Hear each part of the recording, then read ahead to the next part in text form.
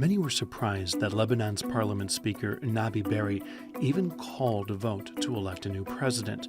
No one heading into the special session had the two-thirds support needed from the country's 128 MPs. The leader of the Marada party, Slimane Frangieh, is an ally to both Hezbollah and Syrian President Bashar al-Assad. He received the backing of some key parties, but not the body's major Christian bloc. And the other three candidates, the granddaughter of a former president, a businessman, and a women's advocate, didn't garner any formal endorsements. When the votes were tallied, it was clear that no one person stood a chance. 63 ballots were left blank. Another 10 simply said Lebanon. While they were symbolic votes, it seems the real loser is Lebanon. The World Bank called the country's economic crisis among the world's worst in 150 years, accusing Beirut's leaders of operating a giant Ponzi scheme.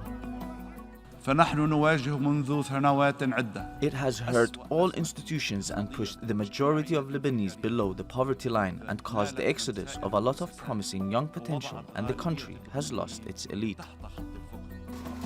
The plan to turn around Lebanon's fortunes rests on an IMF bailout worth $3 billion, a plan that comes with caveats. Our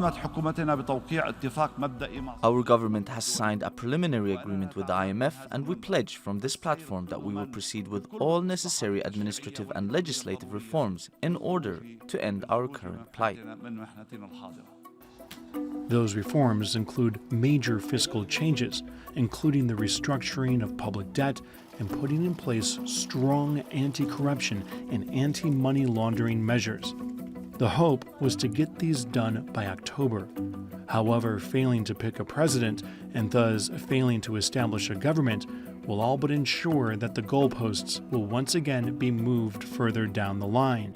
It also means the Lebanese people will continue to watch their standard of living decline. Streetlights are no longer lit at night. The lines outside of bakeries and petrol stations grow longer by the day, and people are robbing banks at gunpoint, demanding the money from their own personal accounts. These are all the markers of a failed state, and a failing to heed the advice of UN General Secretary Antonio Guterres, who has repeatedly urged Lebanon's government to put people in front of politics.